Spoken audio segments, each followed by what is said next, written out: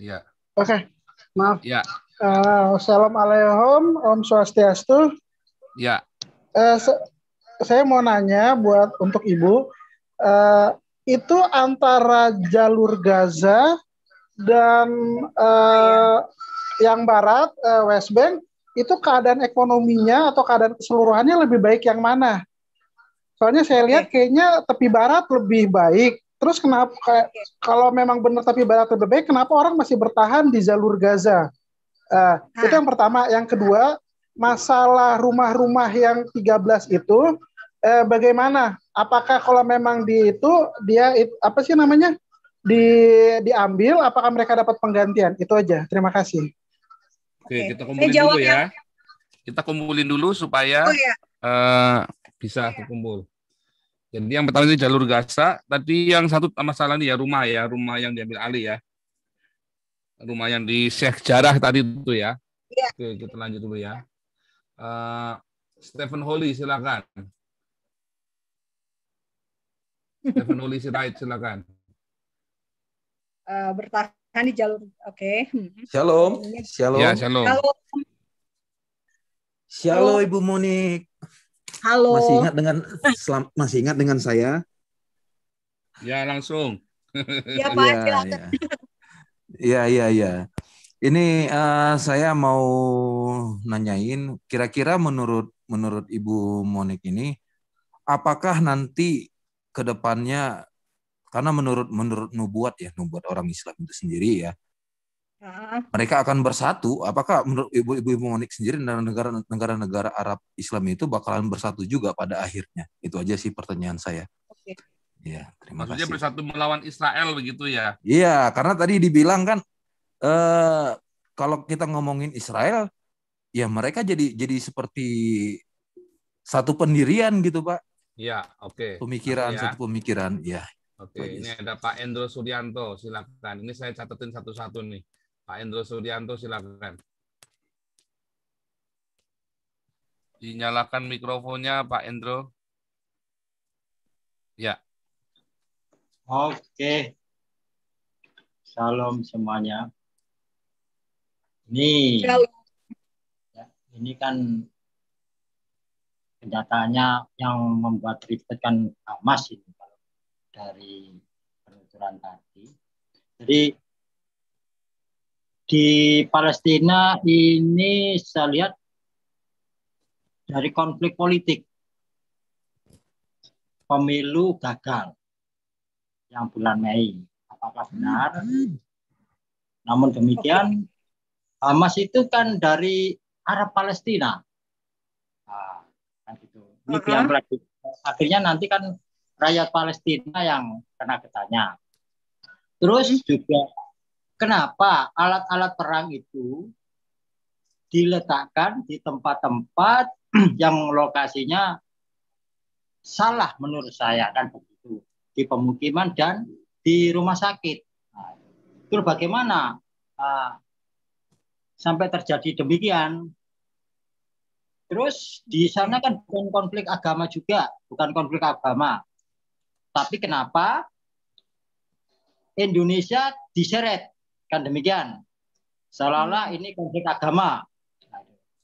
Terus juga peran PBB yang sampai saat ini bagaimana? Terus yang dimaui Hamas itu apa? Kan demikian Bu ya. Yang dimaui Hamas itu apa? Nah, kan gitu. Sedangkan pasokan energi di Gaza itu dari Israel. Kan demikian. Terus sikap UEA juga. Sikap UEA tentang konflik Palestina-Israel itu apa perannya? Udah, itu aja Bu dari kami. Terima kasih. Ini dua lagi ya, Cucikado dan Pak Hendro, silakan. Ya, terima kasih Pak. Ya. Shalom untuk semua. Pak Nabi ke-26. Ya. Saya cuma Jujika ini nama saya, artinya jalan salib. Do itu jalan. Oke. Ya begini Bu, mengenai Palestina ya. Palestina itu kan negara Israel itu sebelum tahun 1948 itu dikonsepkan menjadi negara Palestina. Nah, itu berdasarkan sejarah daripada bangsa Israel di zaman Romawi itu kan disebutnya bangsa Palestina begitu. Itu jadi itu sebutan untuk bangsa Yahudi, bukan untuk bangsa Arab ya. Terus pada tahun terus Palestina Arab ini kan dideklarasikan pada tahun 1988.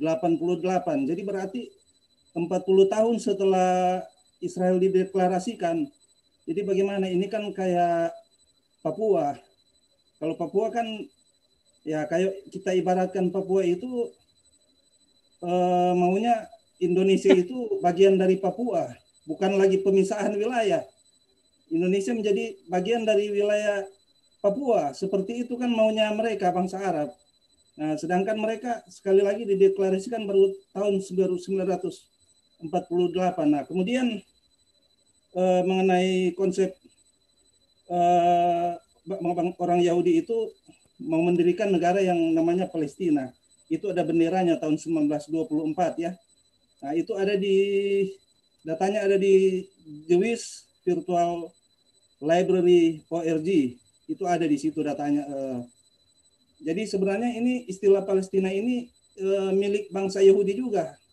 Bukan milik bangsa Arab atau Palestina yang munculnya tahun 48. Hamas juga kan berdirinya tahun 70-an. 30-an tahun lah sesudah Israel dideklarasikan. Nah, begitu. Sekian aja. Nanti kita bahas lagi yang lain. Ya, Pak Hendro silakan.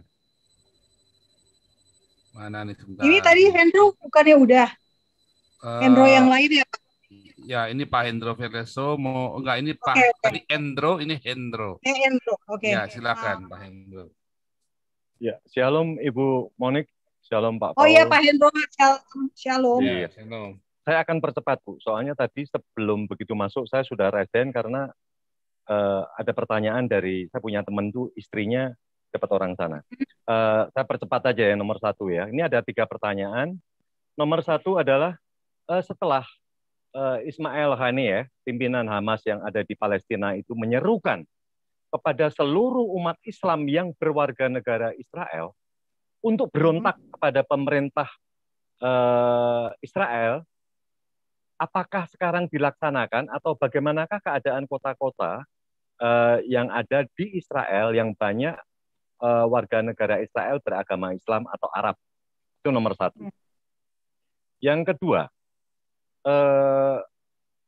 Menteri Pertahanan daripada Israel kemarin dia menurunkan pasukannya, makanya IDF ya, saya bilang IDF itu adalah pasukan pertahanan Israel. Dan dia punya 3, ada udara, laut, dan daratan. Mereka memerintahkan bahwa ini penyerbuan besar-besaran yang ada di Gaza. Dia bilang bahwa penyerbuan ini adalah untuk menuju ke perdamaian. Apakah maksud yang dibilang perdamaian itu, apakah dia harus menghabiskan dulu semua pangkalan-pangkalan peluru yang ditembakkan dari Palestina, ya kan, dari pihak Hamas ke Israel? Itu yang kedua. Yang ketiga, nah ini yang ketiga ini penting Bu. Soalnya dari awal sampai akhir ini kan tadi Ibu tidak sebut ya. Mulai kapankah Indonesia itu mengadakan hubungan dengan Palestina, khususnya dengan Hamas? Saya membaca suatu cerita Bu. Ini bukan cerita tapi suatu data bahwa 2009 seorang jurnalis yang namanya Jurisal dari jurnalis dari Mercy Medical Emergency Rescue Committee. Ya, dia adalah ketuanya si Jos Rizal yang meninggal pada bulan Januari tahun 2020. Dia yang memprakarsai untuk membuat rumah sakit yang ada di Palestina. Dia ya halo. Iya saya dengar. Ya oke. Waktu itu tahun 2009 itu pemerintahan SBY dia bisa menggalang dana, akhirnya Indonesia memberikan dana 126 miliar untuk pembangunan rumah sakit itu dan diselesaikan pada 2011. Nah, rumah sakit itu akhirnya sepertinya dikuasai oleh Hamas juga sehingga sekarang. Jadi apakah di situ juga terjadi pangkalan-pangkalan peluru roket yang ditembakkan ke Israel oleh Hamas. Nah, tiga pertanyaan saya. Bagaimana keadaan Israel, kota-kota di Israel bagi mereka yang Arab, Islam, dan warga negara Israel. Yang kedua adalah tadi apa maksud dari Menteri Pertahanan si Benny Gantz ya, bahwa dia bilang bahwa untuk menuju perdamaian Hamas harus dihabiskan.